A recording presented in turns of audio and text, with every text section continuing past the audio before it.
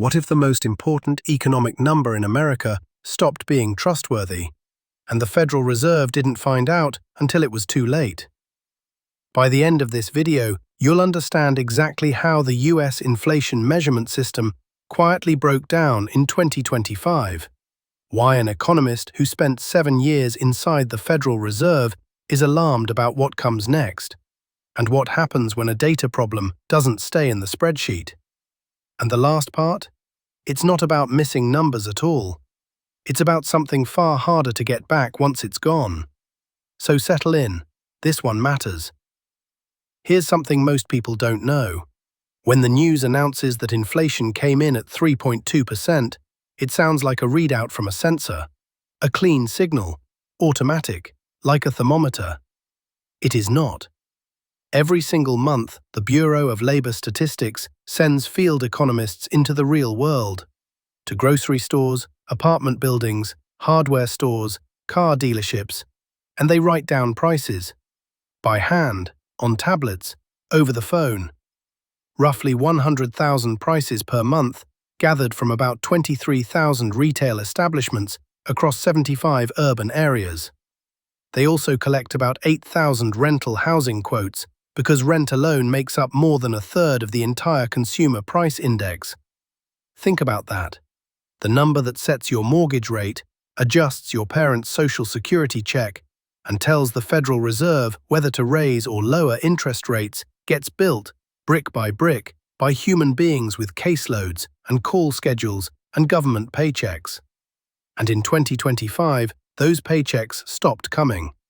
A federal hiring freeze across the executive branch created staffing shortages at BLS that nobody had planned for. Workers left. Vacancies accumulated. Starting in April 2025, BLS announced it was suspending all CPI price collection in Lincoln, Nebraska and Provo, Utah, completely. In June, Buffalo, New York went dark too. For the remaining 72 urban areas that form the backbone of US price measurement, roughly 15% of the sample was suspended on average. BLS ran the numbers and said the national 12-month inflation reading would shift by less than 0.01 percentage point. Barely a rounding error, nothing to worry about. But the Congressional Research Service added a caveat that didn't make the headlines. BLS had not measured the impact on more detailed indexes, not on category-level data, not on subnational readings, not on the narrow signals that professional economists and bond traders use to find turning points before they show up in the headline. And that's where turning points always show up first. Now here's where it gets significantly more serious. In October 2025, the federal government shut down. BLS employees stopped working. The scheduled collection rounds for October didn't happen. And when it was over, BLS made a quiet announcement that should have stopped every financial news ticker in the country. There would be no October 2025 CPI release. Not delayed, not revised, gone. For commodities and services, BLS carried September's data forward into October. For rent and owner's equivalent rent, the single largest component of the entire index, they carried data forward from April 2025. 6 months frozen. For purposes of the published inflation measure, the government's best estimate of what American renters paid in October was based on what they paid in April. Someone asked the obvious question, can't you just go back and collect it? BLS said no. And the reason matters. CPI surveys don't rely on respondent recall. You can't call a store in November and ask what bread cost in October with any methodological reliability. Rent sampling uses a different set of units each month due to the rotating design. So even if you tried, you'd be measuring a different sample than the one that should have been used. And BLS didn't have the resources to collect 2 months of data in 2 weeks, even if the methodology had allowed it.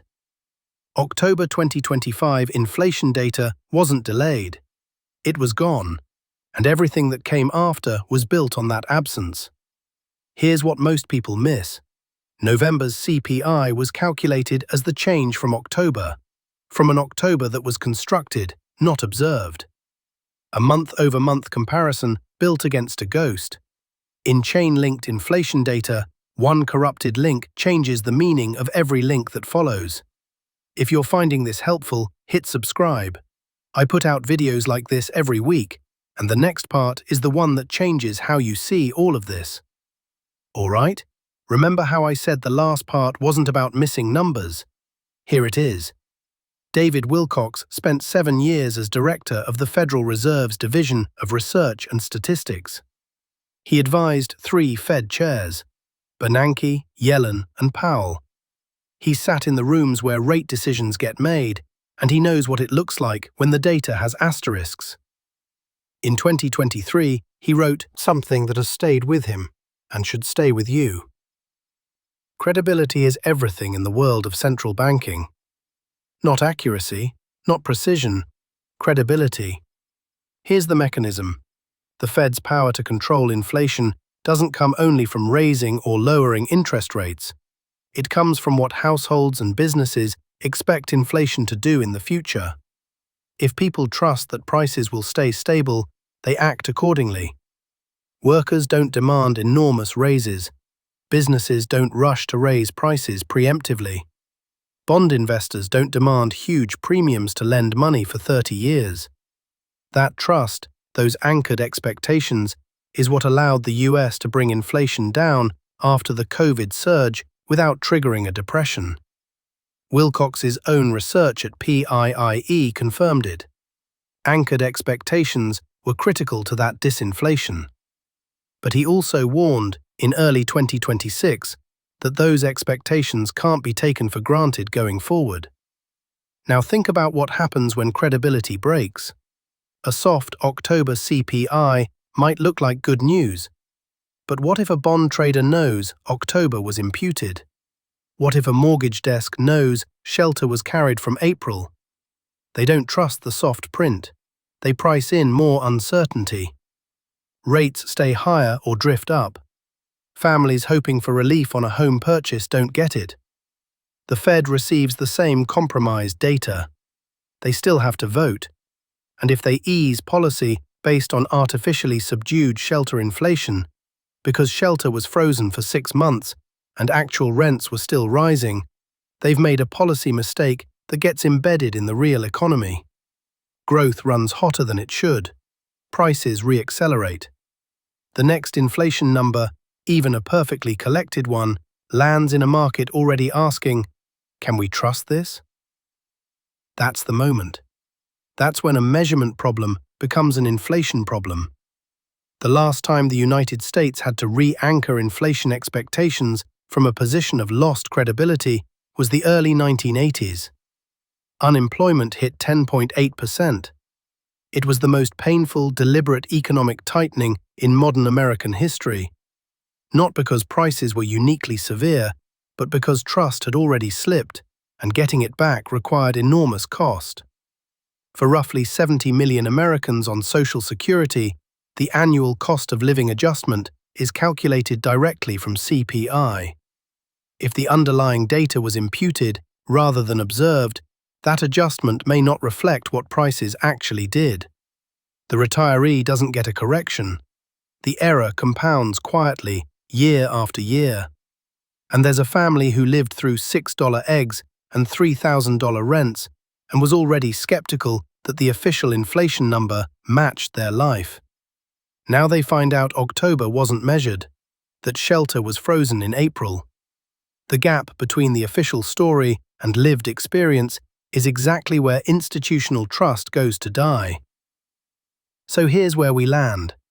The damage from 2025 wasn't necessarily visible in the top-line CPI print. BLS's simulation says the headline probably held. But Wilcox's warning was never about the headline. It was about the details, the categories, the subnational signals, and, most of all, whether the people and institutions that depend on these numbers continue to believe them. Continued investment in measurement capacity is essential. That was the conclusion of Wilcox's own research team, published after the disruptions had already happened. You can't anchor expectations with statistics people have stopped believing. And once the trust is gone, even a perfectly collected inflation number lands in a room that has already decided to discount it. The scariest possibility isn't that one report disappears. It's that people stop trusting the numbers when they come back. If this gave you something to think about, share it with someone who should hear it and subscribe. There's more like this coming.